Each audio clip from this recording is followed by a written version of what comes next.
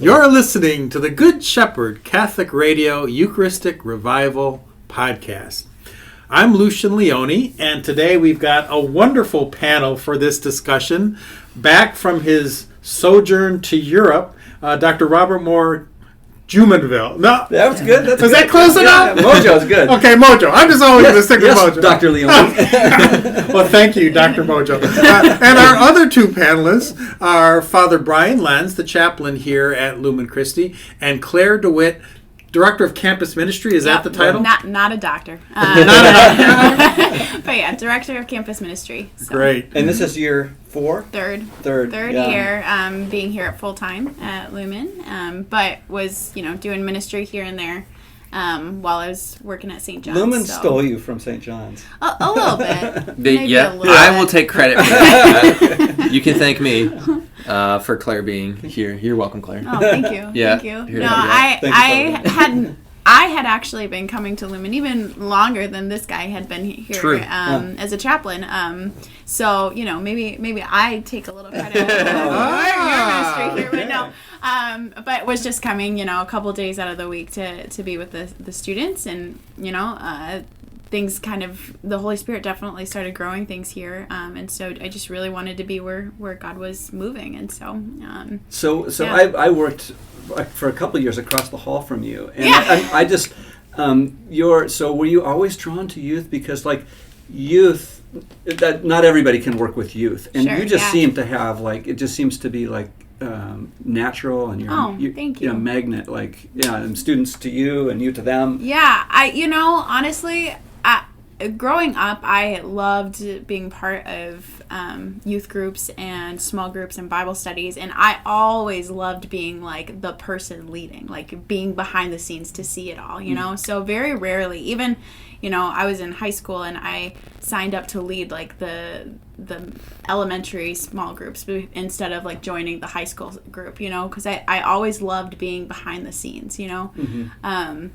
And so I don't know if I always imagined myself being in youth ministry, but it always kind of did make sense in a lot of ways, because I love being kind of behind the scenes to see how things are unfolding or what God is doing. And I think and planning it too, and right? planning it, and you guys spend so much time in planning. Yeah, and so I think, being with students, especially now, it helps you confront some of your own, fears or things that you went through as a kid, and kind of seeing that on the flip side now, watching young people go through some of the same things and same struggles that you did. Yeah, and to déjà vu, right? In a lot of ways. And so it is a gift, and it is almost redemptive in a lot of ways to say well, what would I have needed in that moment, and the way that I can be a gift to somebody else, to be that thing that maybe, I wasn't able to receive or did receive from someone, and now in gratitude want to pass it on to somebody else. And so, didn't plan it, but I'm certainly happy that that's where I ended up. So. And you guys as a team, really, I mean, it's the same,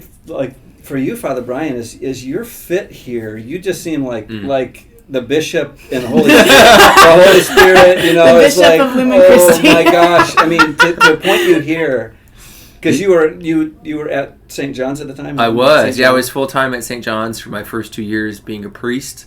Never had really stepped foot in Jackson before coming here as a parochial vicar up there at St. John's, but was grateful to be nearby the high school.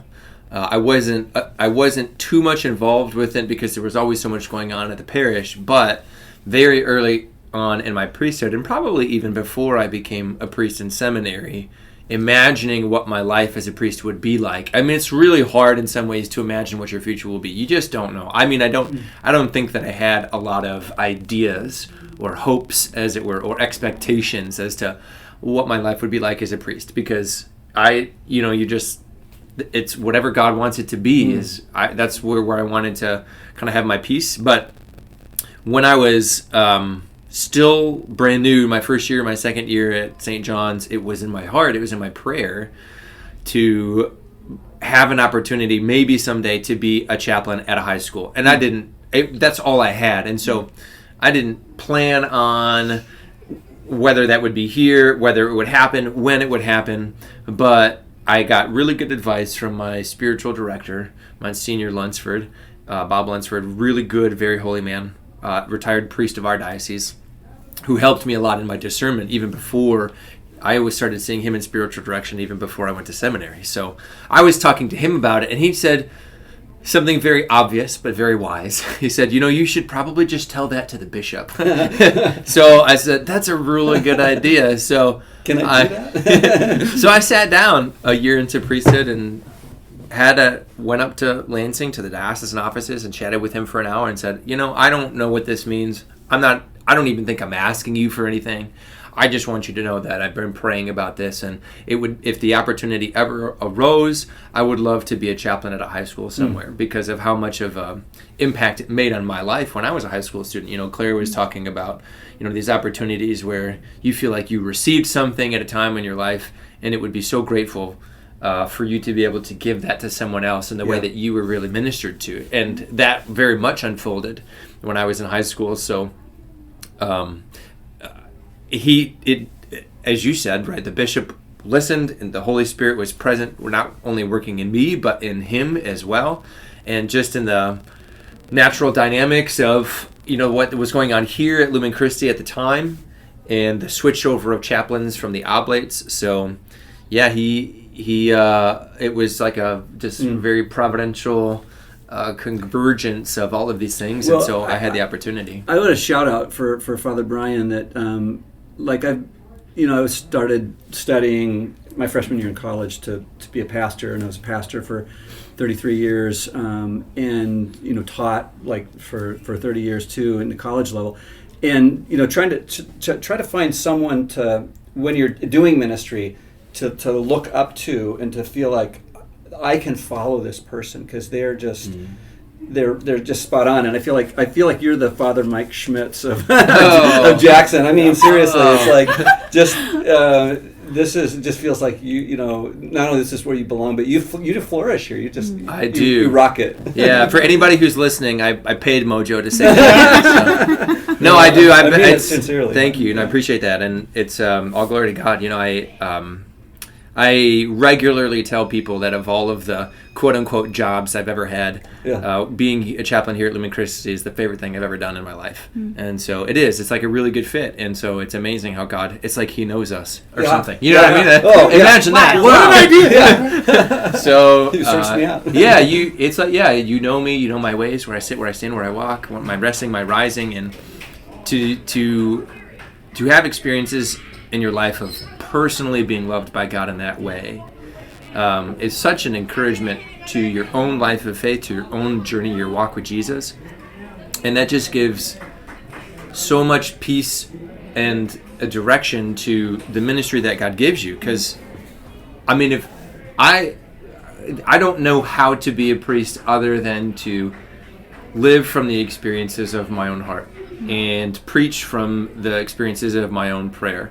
And so if I don't believe it, or if I'm not excited about it, or if it doesn't mean anything to me, there's no way that I'm going to be able to ever convincingly give that to anybody. And who would want to receive something like that and live by it? And it's like, that's not worth it. And so, just the glory of what it means to really, truly, as best you know how, surrender your life to God and ask Him to give you the desires of your heart, and to ask what the desires of His heart for you are, and then to move, right? Just to make whatever steps seem to be most obvious to you next.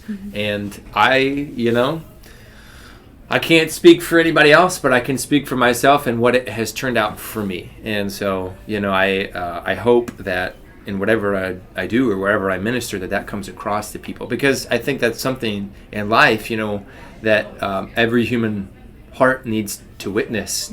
Like you said, when you can see somebody who can give you a vision of what a life lived could be, or what their future life could be, that is one of the most convincing avenues to life, to happiness that we have in our midst. Just that being able to see that incarnate in another human being's life is so inspiring. So, and it seems like we sort of lack that in a way that, like 100 years ago, it was doctors and teachers and pastors and priests and, who were the people that were looked up to. And then sort of like 50s, 60s on, that kind of flipped. And now, I don't know, maybe it's the tech gurus or something. I don't know who it is now, but Sure. Athletes and influencers. Hollywood stars. Yeah, a yeah. whole Yeah. group of people, right? But I think what we're really longing for is that exactly what you're saying, is that person to say, like, here's a vision of what it means to be a good human being and live a healthy, happy, holy life.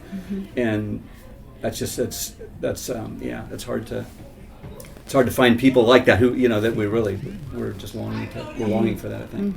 Well, and Dr. Moja, you're actually getting at one of the topics I'd love us to chat about, because this idea of having, we're kind of talking about the idea of having virtuous friendships. People that, I think one of the things that I think I am so inspired by both of you is that the students experience you not only as kind of like mentors, but they experience you as friends in the best sense of what it means to be a friend. Trustworthy. Trust somebody you can trust, Yeah. somebody who they can share their concerns with, somebody who's going to really has their best interests at heart. Yeah. And I just think there is so much in the whole, especially because we're talking about the Eucharistic Revival and on one level, yes, there is a lack in the Catholic Church from having been a cradle Catholic and been through catechesis throughout the 60s and 70s.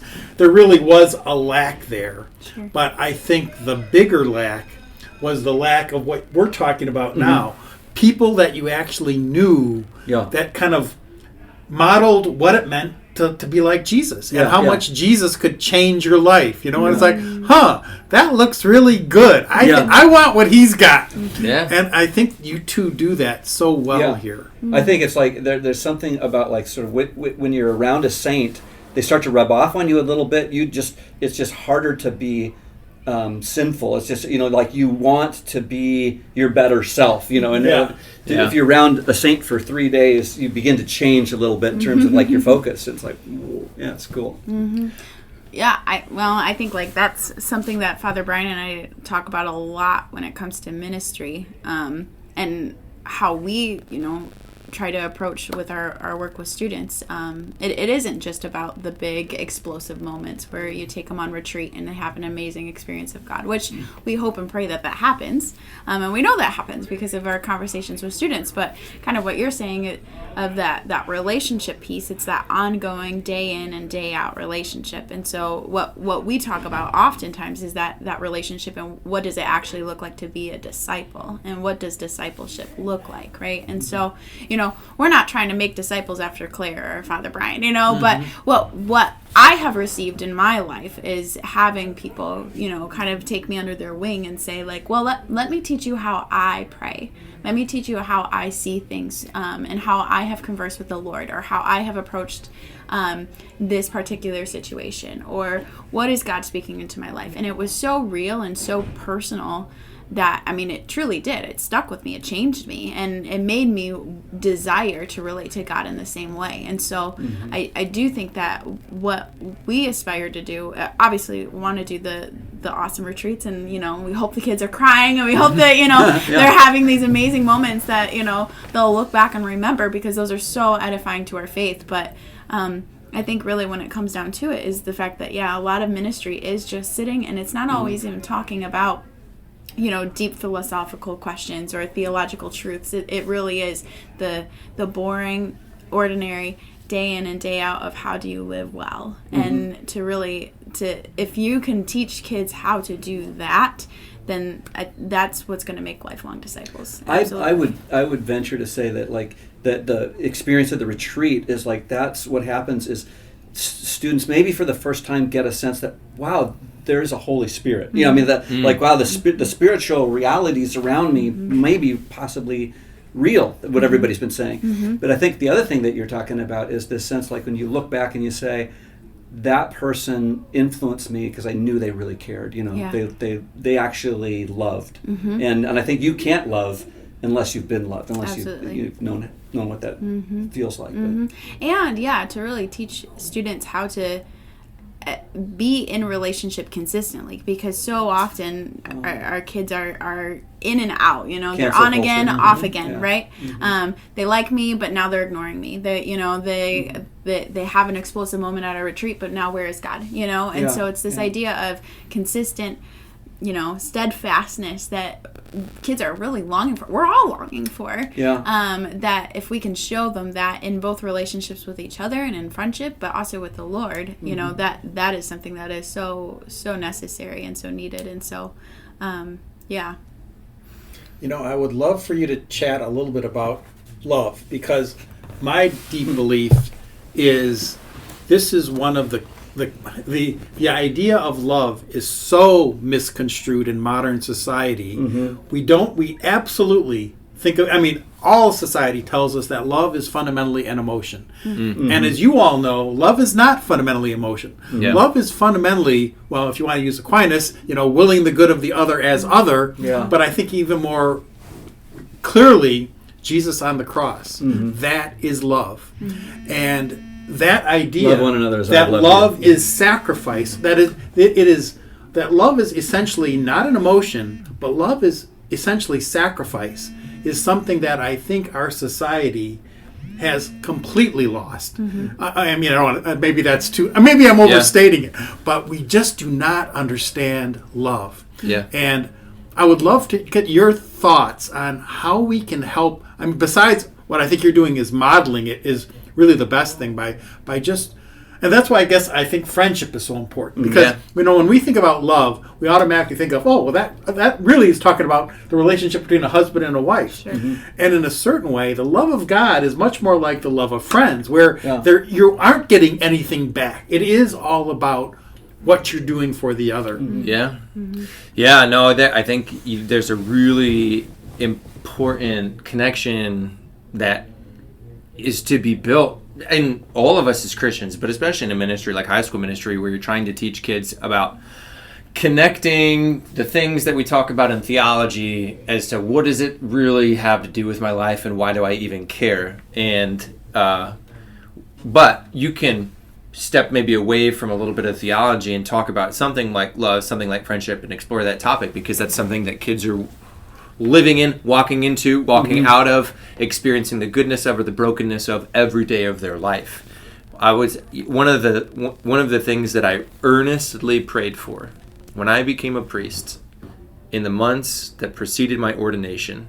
So I spent the latter half of my seminary training in Rome, abroad. You guys know that. And so I was away from home for 4 years, which was really beautiful, learned a lot, grew so much in my faith, in my life, in my humanity.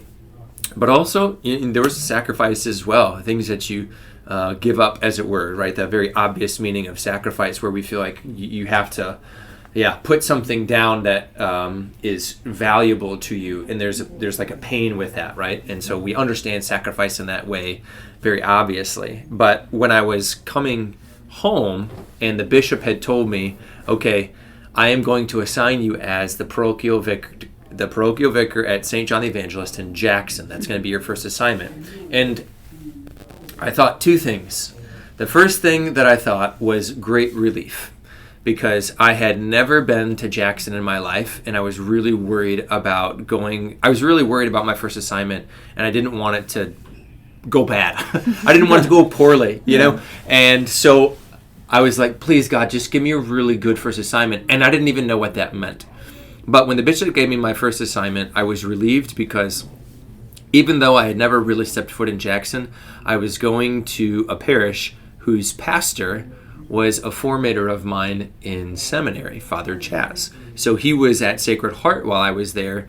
And so I had already known him for 2 years previous, and being able to come into a brand new life with brand new set of responsibilities, having no idea what I was about to be doing, but knowing that I was going to be with somebody who knew me, who I trusted, who I knew I could watch as a leader, was a phenomenal consolation. But the second thing that happened, besides feeling relief, was a very earnest prayer, because I realized that I was going to be in a place where I didn't know anybody besides Father Chaz. And so as soon as I found out where I was going, I began to pray that God would send me friends. That was my first earnest prayer after finding out my first assignment as a priest. I was like, God, I need you to put people in my life that I can be friends with when I go to Jackson. And if I don't find friends, it's not going to go well for me.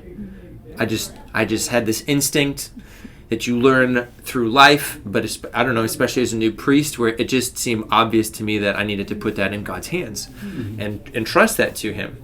And so, funny, wouldn't you know it, I show up in Jackson on the 1st of July, 2016, and I am just getting to know everybody. I don't know anybody's names or anything like that.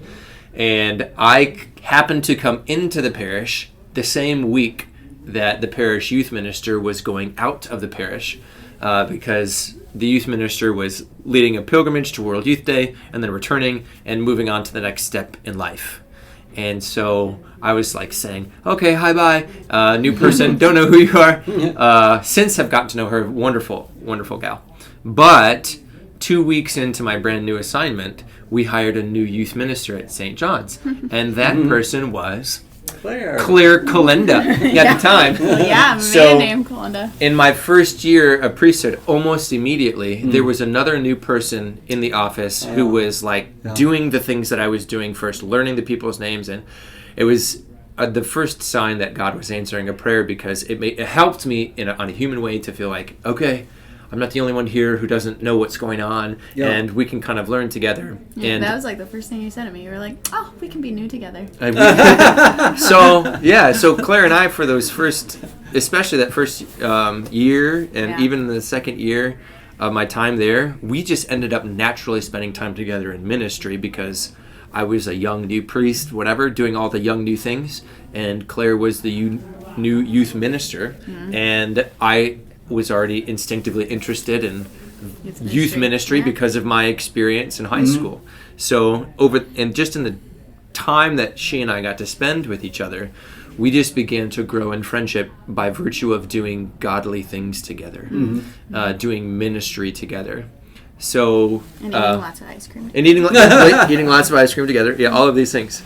So to this day, one of the things that I'm most grateful for that God has given to me in my priesthood were the friends in my life that he brought into immediately, like without delay, and really helped me to flourish, really helped me to give time and space to just be me, where you don't feel like as a priest you have to be on. You can just kind of, be who you know you are, as you've always known yourself. And so it's been one of the best blessings of my priesthood, and certainly of my life, to have friendship with this gal who sits next to me, who I was the celebrant at her wedding with Ian, who also works here in the building, and he's become one of my best friends as well. And so God's gift to my life in friendship, and I would say in a particular way in our modern culture,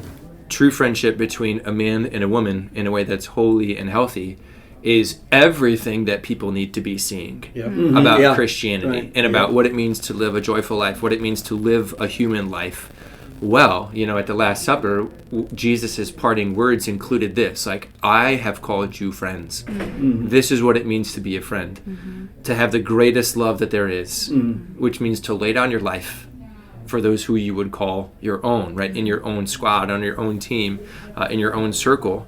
And he modeled that, right? Lucian, you just said it, right? That there's beautiful marital imagery in the scriptures, and that there's no denial about that. And but what can get lost in the fray, even in our Christian lives, is to understand that Jesus wants to be as ordinary and common and have the lived-in feel as much as my best friend does who sits next to me, right? To be able to know someone that well, to be able to walk life together that well. And it's not rocket science. It's not this profound theology that requires a PhD for people to understand. No, it's actually just the thing that we wake up every day and we know if it's present or not. And that's probably the biggest factor that tells us, am I happy or not? The status of the relationships in my life. because those are the things, the health of those relationships in my life are going to be what get me through the good times and the bad times.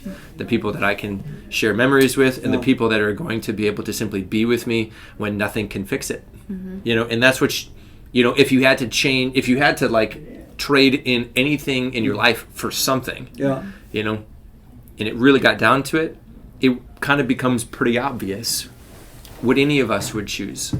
And I think we would choose that. We would choose, I want someone who's going to be my ride or die person, who's going to be with me through thick and thin, who can be with me all the days of my life, because somehow I know this is what I was made for. We're so isolated today, too. I think people are longing for community, just like what you're talking about, someone they can trust. I remember a guy who lived upstairs from us in seminary, and he had two kids, like one was 8 and one was 4, something like that, and the 8-year-old got really, really sick during the middle of the night.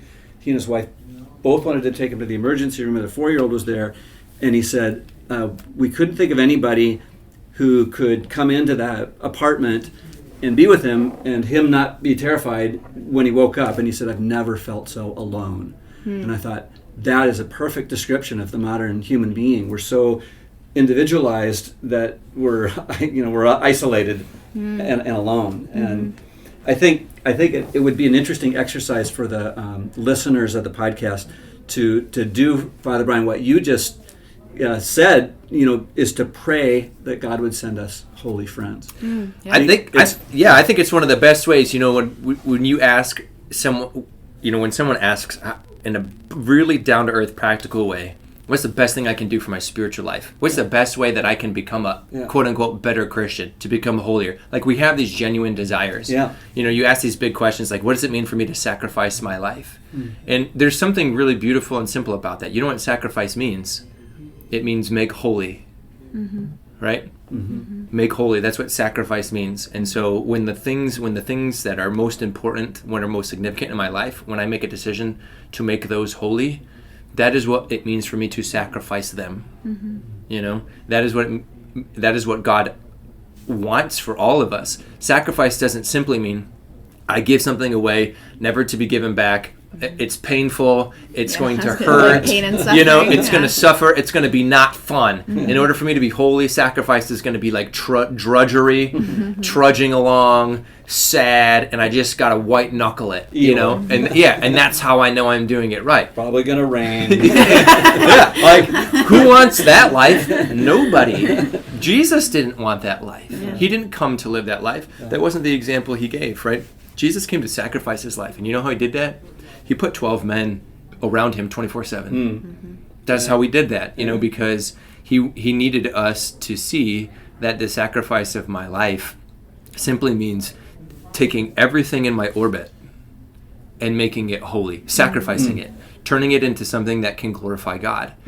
Is that going to include the explicitly, holy things that we do, like mental prayer, going to church, serving the poor, all of these? Of course it is. But holiness and sacrifice of my life does not end at the church door. The holiness of my life, the sacrifice of my life includes all of it, most especially what's most significant to me, which is 9 days out of 10 going to be happening on the human level, pure and simple. I'm going to love with a human heart. I'm going to think with a human mind. I'm going to choose and give my life with these human limbs, with this human mouth, my human words, with this human glance, and that is where we can do an enormous service for our lives by saying, I want to be closer to Jesus. Why don't I start by getting really good friends?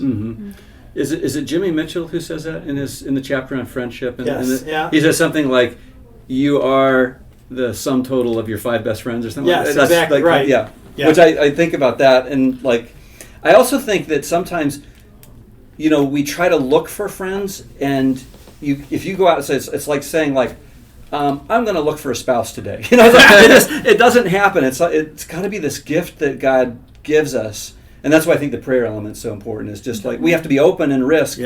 But sometimes you get into friendship, and then it just doesn't. You're not clicking. It doesn't work out. Anyway, Well, and it makes me think of my life. Really took a huge turn spiritually in a positive direction. It's got to be 5 years ago when somebody in the parish asked us, would we lead a faith sharing group? And initially I was saying, we said, we don't want another thing to do, blah, blah. We came up with all these reasons, but we said, well, God may be asking us to do this, so yes, we'll do it. And we ended up, having a table at the back of the church, and then these people, some of them we knew, and I said, would you join our group? And it was great. But a lot of them we didn't, and they just said, sure. And now they are our best friends. And now I have this group of people who I know what their kids are doing. I mean, there are I'm sharing my life with them. Yeah. I'm praying for them, and they're going through all their issues become my issues. And it's just so clear to me. I was lacking that for so many years, even though I was a good dad, I was a good husband. But I didn't have a group of people outside my family that I was actually being friends with and kind of living, because discipleship can't be lived in a vacuum. Right. No. And as you're saying, Father, it's not always it doesn't have to be this hard thing. It's just the joy of good friends sharing life together. Sharing a meal. Exactly. Yeah. Right. Yeah. Yeah. Yeah, I heard it said recently in this way, bringing it back to like how that then someone's observation of another friendship can bring conversion to their life or vision to their life. And I was talking to a really good friend of mine, a teacher in this building, who was relating about someone very close to him in his own life. And this person in his life is not really a person of faith, but they're close to him, and he is an enormous man of faith.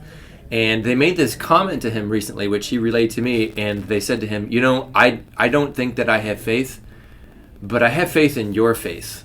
And there was something in him that moves them to say there's got to be something going on. And when you talk about not just the benefit of friendship for your own life, but then the witness that becomes to the world around you, it does become a witness, because people who all of us are just searching for that, aching for that, wondering why hasn't it happened to me yet, and how come I haven't been able to find those people? But then they're able to see what they want in the people that are around them, and please God, in this setting may it be the adults that are teaching them and guiding them every day. When they can witness that, people are often going to come to Jesus through the people around them, right? As opposed to God is going to come and strike me with a vision, that nobody else sees but me, and that's how I'm going to be closer to God and finally know that He's real. Most of the time, people are going to know God's real because they know that my faith is real, because they know that your faith is real, because they know that they see something in my relationships and in my friendships that is clearly something that they want, and they say, how do I get a hold of that? And those were the exact words that I was saying to myself when I was in high school, observing my high school chaplain.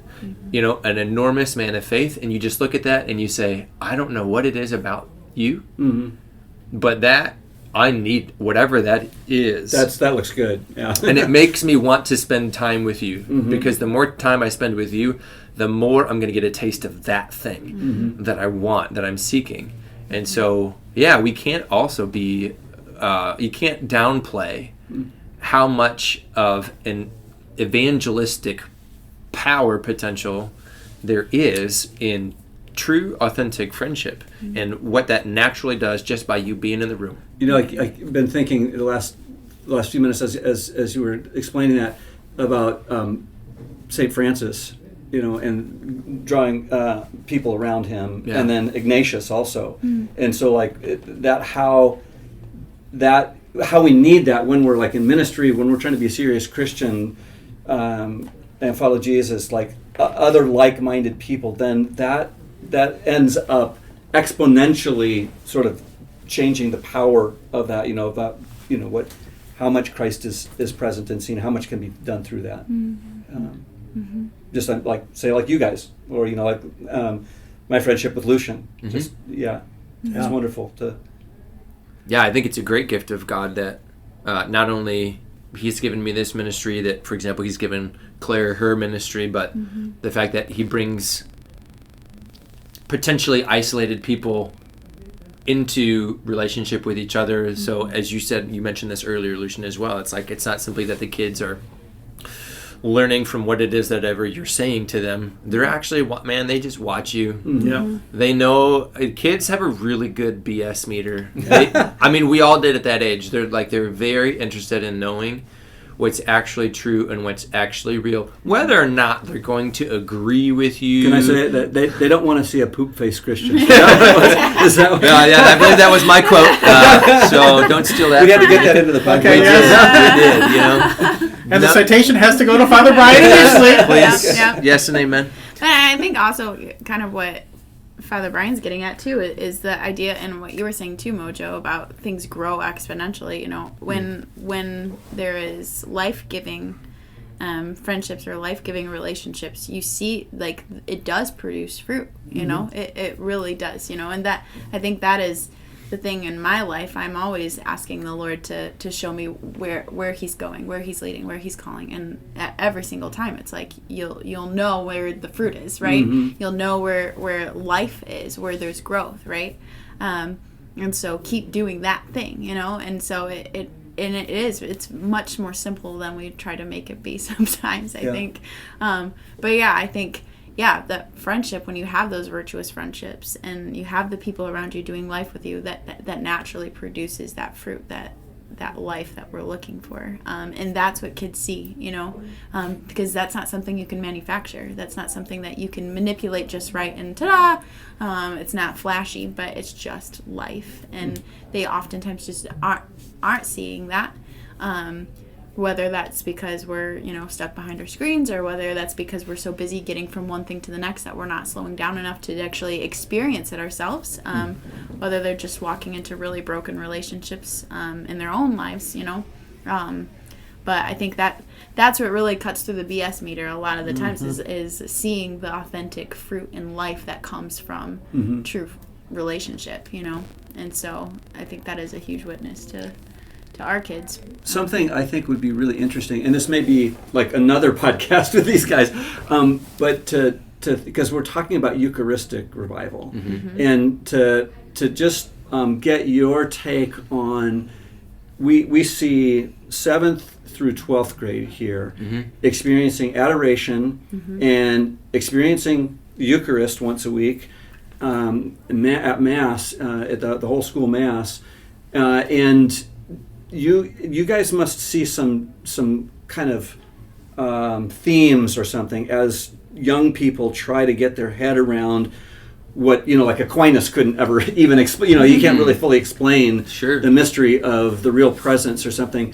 But I just think it'd be interesting to get you, because we've got Protestants here who, you know, it's like, no, that's just a symbol or something. But you guys must have some take on that, just in terms of what is it like. Some young people are just wired to get it, you know, like, oh, I always knew that this was the real body and blood, or I want this. I'm longing for the Eucharist, and other people, it's like, pew, you know, just bounces off their head. Yeah, I mean, I have several thoughts. If you want to share, that's a big question. Claire, I don't know if that's a question. Oh yeah, I would say, you know, the thing that separates, you know, from one student quote unquote getting it to another is, you know, a disposition, right? And sometimes there are so many layers to a student that it is like almost impenetrable in a lot of ways. And so you to get them to even understand the Eucharist and the fact that it's just Jesus wanting to love you. He's not asking anything from you. He doesn't want to take anything from you. He doesn't want to control you. He doesn't want to boss you around. Like the Eucharist really is that symbol of Jesus just wanting to love you. That is, unfortunately, can be such a foreign concept for students, because I think so much of the time, like in a school setting especially, you know, it's like, give me the answer so I know how to get a good grade on the test, right? And so the idea of just sitting in front of the Eucharist and receiving, and it's just because Jesus wants to love me, they're like, well, how do I score on that test, right? And you're like, well, there is no test to score on, right? Like, this is just your life, right?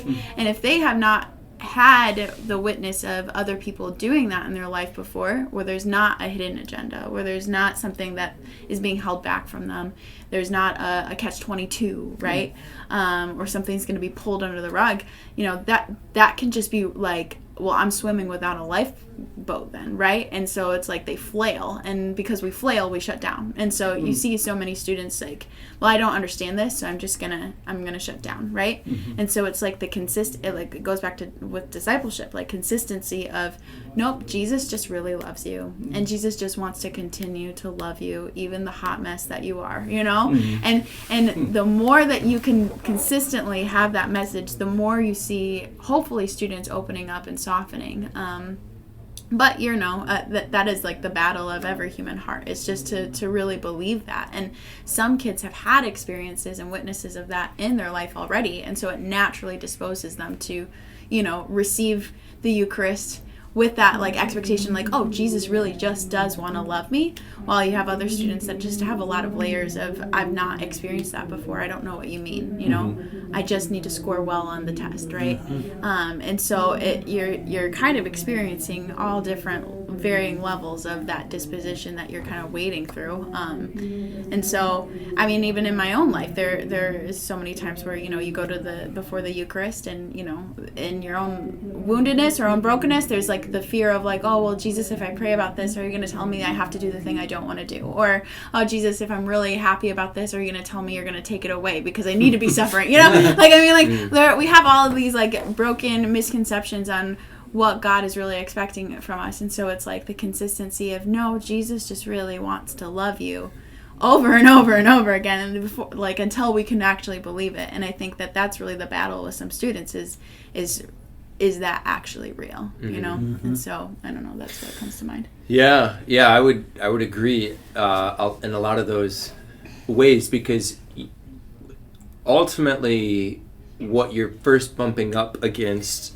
with something like Eucharistic Revival and the presence of the Holy Eucharist in our school and the experience of Mass and adoration, kids are in the midst of an experience, and the only thing that they have to compare it against is their experience, right? And the reality for many kids is that their experience of their lives does not match what the quote-unquote experience of the truth is before them, right? What the Eucharist means and Jesus' true presence with them there. And so it's hard sometimes to believe in a thing that you just haven't experienced for yourself. One of the things that we know to be true about the Eucharist is that belief in the Eucharist is a matter of faith. Right? We have to keep that in mind. And so faith is something that God is doing in us and our response to it. But it is impossible without God's movement. Right? It is impossible to believe in the Eucharist if God doesn't initiate and help make it happen, right? So we are naturally disposed to move in that direction because we're made in God's image and likeness. I know this by faith, whether or not people can believe that around me. I know that to be true about us. I believe that deeply, that whether a kid believes in God or not, I know that Jesus has been made to love them. He came to the earth to give his life for them, and that he's really present in here and wants to bestow his blessings upon them all. I believe that to be true. I know that to be true. But our dispositions are going to be highly conditioned on what the rest of my life looks like. And especially if the rest of my life and the rest of my life's relationships or my daily experiences don't look a whole lot like love or godly or holy, sacrificial, as we might say, then for me to sit in front of what looks like a piece of bread and feel anything, desire anything, or expect anything, kind of looks a little Herculean to people to say, like, how are you expecting me to believe this? And there's a real sense in which I look at that and I'd be like, I don't blame you at all. I mean, like, there is such a level of empathy and love and understanding that I have for all of our students, but especially in their struggles, when the world might look at them and say, you just need to figure out how to change yourself or fix it so that you believe. Just like pull your bootstraps up and get with the program. And that's how many of us live, at least on some level. We're like, I just gotta, put my head to the grindstone, just like they're teaching me to do in school. I gotta get the grit, like this is what my life is like. And so why can't I just make this happen in my life of faith? Why can't I just make myself believe? Why can't I just make my life better? Why can't I just fix my relationships? Like, experience tells kids about all of the things that they're not in control of, many of which might actually be hurtful, harmful, or filled with anxiety, frustration, sadness, all of that. And so as Claire said, when that looks like a hot mess to you, you don't have a whole lot of capacity for much else. You're pretty much just in shutdown and preservation mode. And so that's why in ministry to the high school and in witnessing to the Eucharistic love of Jesus week in and week out, so many seeds are simply going to be planted by your decision every day to just love them, no matter how it is they respond to you, whether or not they treat you well, whether they say about all the stuff in life that's horrible to them, where they would rather be, and all of these things. And as Lucian said at the beginning, when it means to love someone, you just will what's good for them, and that's it, and that proves powerful over time in the day-to-day, right? Revival is not going to be something that we find just unfolding next week at the snap of a finger. Revival, Eucharistic revival, looks a lot like me loving the people that are around me every day with everything that I can, as best I know how in the moment, hot mess that I am before Jesus. And the witness of my relationship with the Lord and my disposition to the Eucharist is naturally going to fall out of me to be observed by the people that are around me, and so if Eucharistic revival is a desire that that God has for His church, it is always going to flow through the hearts of those who have given their lives to His Eucharistic heart, right? They become the beacons of light for all of those that are around them, and so is it a beautiful thing for us as a Catholic school to be able to offer weekly Mass and weekly adoration? Yes and amen, all the time, and that is going to make a difference in students' lives experientially, also to the extent that they see it in other people. Not that this is just presented to them as an intellectual concept, as an object of faith for us to say, oh yeah, this is obvious to us, this is just what we believe because we're Catholic and therefore this is what's true. No, our kids really want to experience that it's true. They really do. They want so badly to know that it's real. But cutting through the clutter and getting to the root of that often flows through every other aspect of their life that might be in the way. And so loving kids in all of that messiness is what slowly but surely drains away whatever might be a wall or a barrier, so that Jesus' grace can come in and find root where the soil has always been good. And maybe the soil's just been covered over by all this other stuff. The three of you are cradle Catholics, right? So, I think it's interesting probably too, because you can tell when you go into a class of students, or when you're maybe in adoration or something like that, you can tell which students get it, because it's just like, well, that's the family they grew up in, right? It's just like they've been shown by example, in the family. And I think as I came here, I could wow, that's really cool. The family is so important. And that is the primary place where kids are going to learn to believe or not. What we do here at the school is incredible and beautiful, and it will never be able to replace the God-given mission of the family, as the fundamental cell of society and the fundamental unit of the image of the Trinity of God's love himself. And when kids, as you said, Mojo, when kids grow up with that, exampled by the marriage of their mom and dad or in the practices of their faith, in the connection with their parish growing up, it's an enormous help, in their journey through life as they get older. And to the extent that kids don't have that, aren't receiving that at home, it's no wonder that they're gonna look at something like that later on as a teenager and say, "Oh no, that's fake. That's obviously not real. I don't believe that.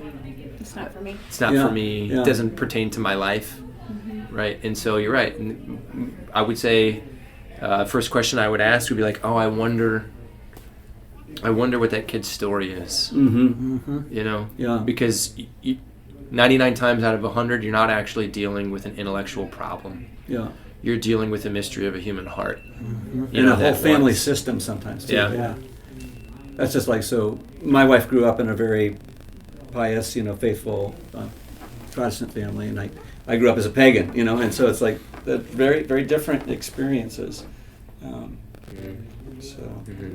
Well, this has been great. And before we conclude, though, I wanted to make sure, is there anything that was burning on your heart that you haven't had a chance to share that we haven't touched on yet? Gosh. Well, I just love being a priest. I love being in conversation with brothers and sisters in the Lord. And I love the opportunity that we have to offer, words from our experience, words from our lives, in a way to edify those that might listen to this podcast. And just to give every encouragement that we need to hear every day to continue to fight the good fight. Yeah. Even if it feels like in your life that most of the time you're planting seeds and not reaping fruit, chances are you're probably planting a lot of seeds. But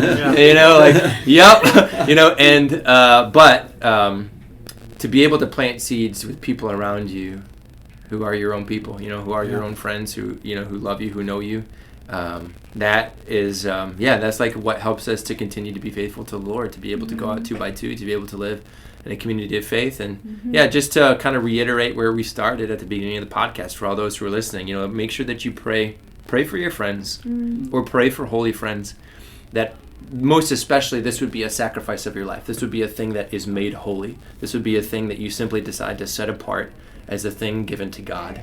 And just to watch how marvelously that has a capacity to transform you and to transform the people who are around you. Great. Well, thank you, Robert. Thank you guys for your ministry here. Absolutely. Yeah. Thank you, Lucian. And so you've been listening to the Good Shepherd Catholic Radio Eucharistic Revival podcast. Thanks for listening.